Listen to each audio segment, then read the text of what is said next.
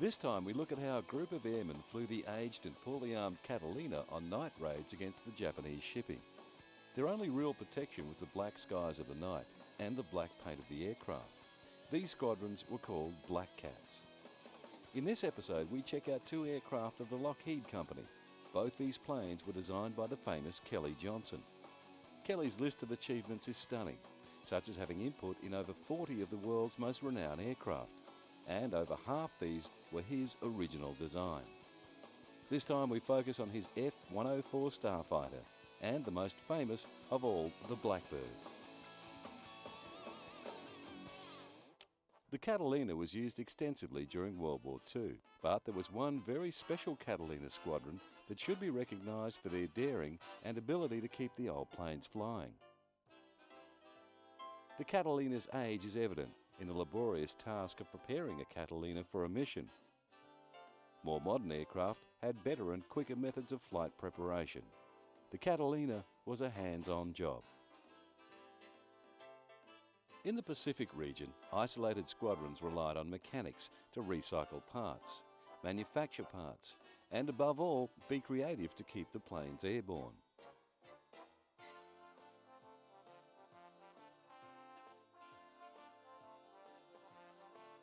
With the most basic tools, the mechanics were able to keep this simple machine in the air. Bullet holes were fixed with tin snips and a rivet gun. In the Pacific, the Catalinas flew secret missions and were painted black. They became known as the Black Cats. They carried bombs, depth charges and torpedoes. They only had a couple of 50 caliber machine guns for defense, and this was no match for the gunnery of the Japanese fighters that they often encountered. They most often worked alone, and the only cover they had was the black paint that helped camouflage them in the night sky. The Black Cat crews left at dusk, and their flights extended well into the night. At that time, there wasn't any such thing as global positioning, and night flying gave them little opportunity to navigate by visual means. Their main means of navigation were the stars. The crews mostly flew blind. Although nearly invisible to the eye, the engine noise often alerted the enemy to the presence of the Black Cats. And if they were lucky, the Cats would be able to get first strike and withdraw in success, before the enemy could get into full swing. The old Catalina was very susceptible, and its age was a real barrier to any performance flying. However, with black paint and the ability to skim the ocean, it provided a cat and mouse game of detection.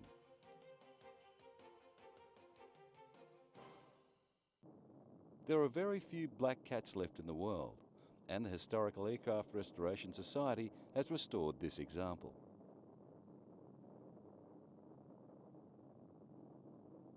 The aircraft was purchased in 2002 in Portugal, where it had been operated as a water bomber under Chilean registration, and was flown to Australia in September 2003. The aircraft is a PBY-6A model, which is very similar to the more common PBY-5.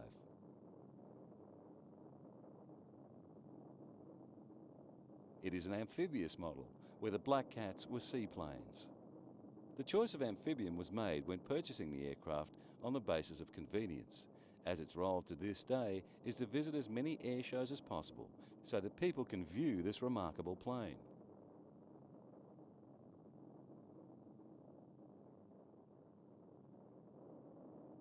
Today people are educated on the role of the aircraft and the airmen of the Royal Australian Air Force who gallantly flew them under cover of darkness from remote Pacific locations.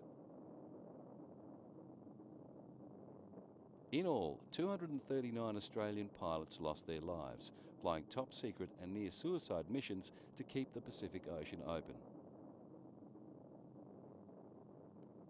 In all, the RAAF had a total of 166 Catalina aircraft. As this aircraft was left in storage for 20 years, a team from the Historical Aircraft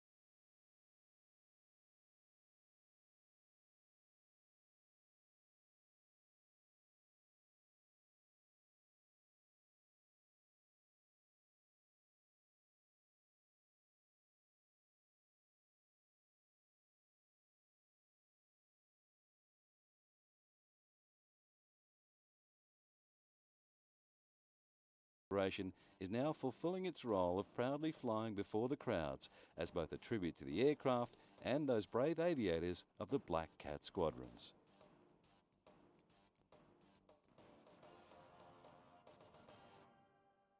This is the story of the F-104. This time we look at one of the many legendary planes designed by one of the world's most awarded aviation designers, Kelly Johnson. We'll be following the path of the much maligned but equally inspiring F-104 Lockheed Starfighter. From Kelly's initial concepts in 1952, through the painstaking development, and then the wonder what could have been after the last 104 was produced in 1983, a production run that lasted over 30 years. Kelly Johnson first came to the Lockheed Company in 1933 and was hired as only the 6th engineer of the fledgling company. He had come to the notice of company engineers when he was supervising the wind tunnel testing of the company's Electra at the University of Michigan. His insights and constructive concepts on the Electra and subsequently the Hudson bomber led to his rapid rise in the company. The Hudson bomber Kelly single-handedly designed at the age of 29 was then redesigned to meet the British specifications in a number of days in his hotel room to seal the Lockheed order, which eventually ran to 3,500 planes.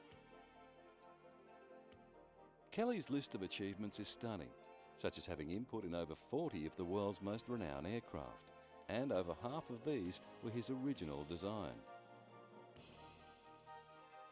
The American pilots flying their Sabres, who were used to their air superiority, were being increasingly pushed in the air war by the MiG-15s. Kelly Johnson, on his visit to Korea, was left in no doubt about the requirements for the next step forward. The American pilots he'd spoken to were demanding a plane with vastly better speed, height and climb parameters.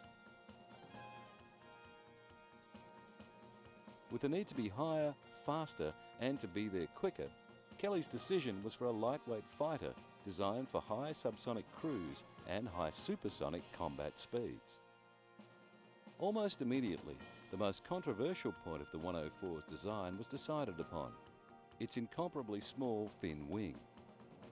This flew in the face of design thinking of the time, which was for larger swept wings on all transonic planes. The next point of the wing controversy was that the wings were to be bolted onto the sides of the fuselage, with precision-forged aluminium fittings not going through the plane, as with most planes of the day. As the Air Force had not asked for submissions for the 104, and if it were not for the credibility of Lockheed and Kelly Johnson and the lessons being learnt in Korea, the 104 may never have gone into production. As it was, they were impressed and perceived a need enough to order prototype testing on an experimental contract. In March 1953, the contract was issued, and Lockheed went straight into production of the first 2 prototypes. The first flight took place only 12 months after the signature of the contract. The achievements in that 12 months are stunning. Its concept had only been developed in late 1952 and was not some idea that had been sitting on a file for an extended period. It was on the cutting edge of technology for the time. On March the 5th, 1954, the 104 made its first official test flight.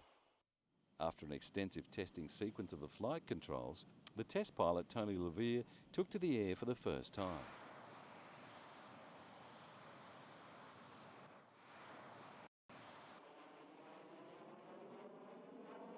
Although the engine used in the test aircraft couldn't push the plane past Mach 2, Lockheed's design and concepts of the lightweight interceptor were decisively proven.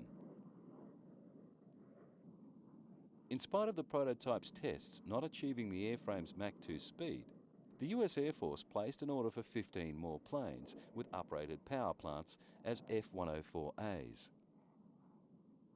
In April of 1955, one of these broke the Mach 2 barrier. With the long development period and the plane's extreme performance being very unforgiving on an unwary pilot, a test flight sequence of over 8,000 flights using 52 aircraft still left a guarded attitude with the Air Force, and Lockheed were left with the inference that the plane was still on trial. The contracts issued were the first to be on a fix then fly basis. Previously, the Air Force would assume some of the testing itself. With the cutting-edge technology of the 104, the responsibility was returned to the manufacturer. This is now the accepted practice. When it first appeared in the mid-1950s, it had a futuristic look about it, and its small wing area and needle nose earned it the nickname of Missile with a Man in it.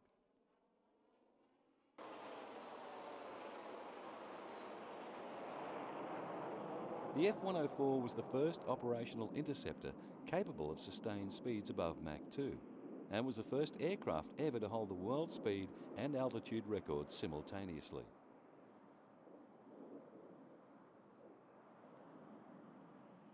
Although a successful plane and very revolutionary, many pilots had trouble with the F-104. Some dubbed it the Widowmaker due to the high rate of pilot fatalities.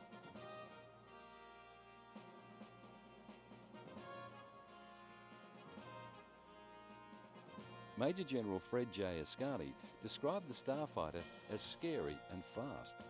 He went on to say, and I quote, "If you want to get an idea of how dangerous that plane is, you should dig into the German Air Force accident records for the 104 and count the fatalities. They attribute them to pilot error, but it wasn't the case. I think they lost something like 85 F-104s in the first 1.5 years of flying them. 85. That's more than 2 killed a week during some weeks." They blamed it on the pilot, but the plane had a nasty tendency to pitch up under certain conditions, and there wasn't much you could do to save yourself under those conditions. It wasn't and still isn't a very forgiving plane. It will not forgive a pilot the slightest error, and you will get into fatally hot water fast. Unquote.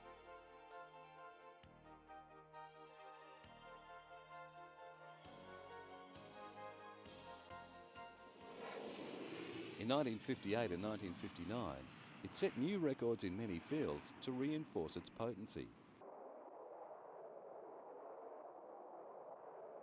Even when the new F-4 Phantom II broke some of its records, the 104 went out and reset them again outside the F-4's capabilities. The 104 was later redesigned with larger wings and much more manoeuvrability as the Lancer, which entered as a concept in the competition that brought the F-15 to mass production. It would seem that the Lancer, for some reason in the thinking of the time, failed to impress, and none were ever put into production. Kelly Johnson maintained that the Lancer would have run rings around the F-15 and thereby everything else at the time. There is even a body of opinion that says in aerial combat, the 104 itself would give the F-15 significant problems. Although the last of the Starfighters were built in 1983, these exceptional aircraft served for many years, but were finally withdrawn from service in the mid-1990s.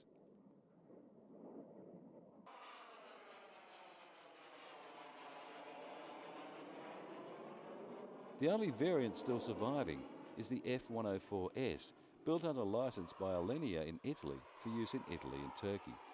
Despite the age of the F-104, the S model has proven to be cost-effective, reliable and popular among pilots, giving the F-104 a new lease of life into the new century.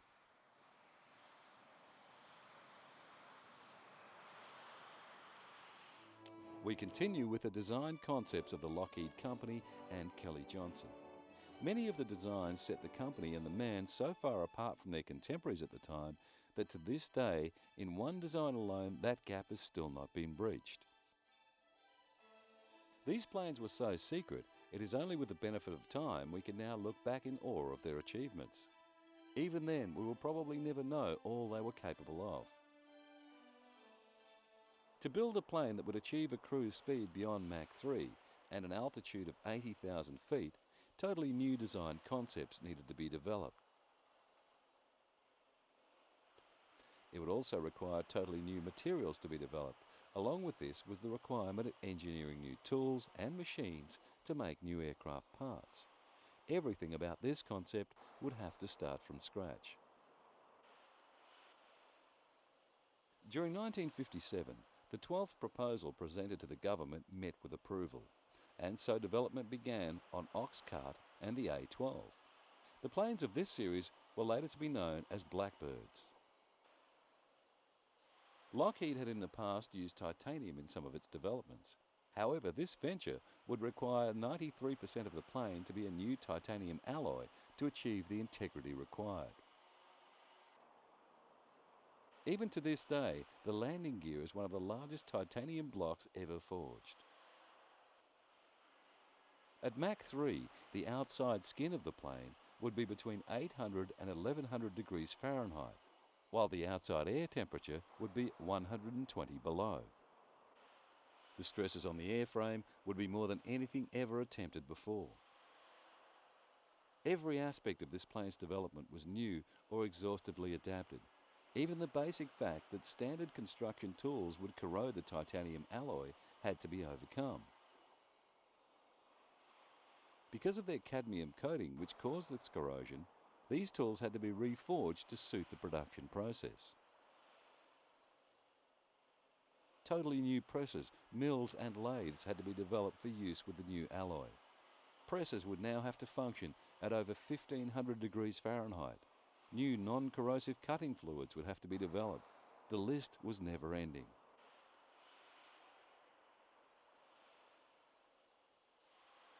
What is probably most amazing in today's world is that all of this was achieved without any computers. It was all done with slide rules, pencils and pieces of paper. Every individual piece of the plane was tested, even the wheels, tyres and brakes. With what this plane was expected to experience, nothing could be left to chance. The A-12 was first displayed to the public on the 30th of September 1964 as the YF-12A Interceptor. The airframe was in its simplest form, a blended body and delta wing, built around two of the largest engines ever built for an aircraft. The Pratt & Whitney J58 engines produce 160,000 horsepower, and the inlet temperatures can reach an incredible 1100 degrees Celsius. The long flattened fuselage, thin wings and specially designed paint achieved the first in genuine stealth technologies. In fact, the Blackbirds had less than 1% of the radar signature of a B-52.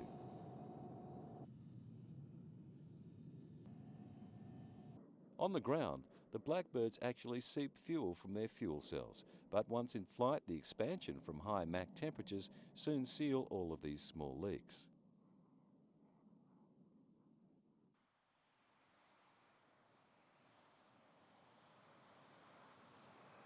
Kelly Johnson asserted that each flight above Mach 3 would in effect re-temper the titanium alloy of the plane, in theory, prolonging the airframe's life indefinitely.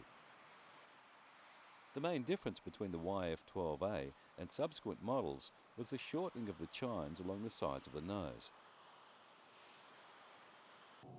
The SR-71's existence, SR standing for Strategic Reconnaissance, was first announced by President Johnson on July 24, 1964, and the first flight of an SR-71 took place on December 22, 1964.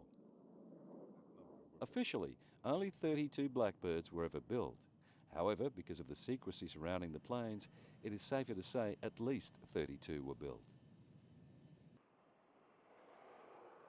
In 1968, a presidential order required that all molds and tools used to build the SR-71 be destroyed, so that the plane could never be built by anyone again. This also meant that spare parts could not be made, so if there were any major problems, planes in storage would have to be cannibalized.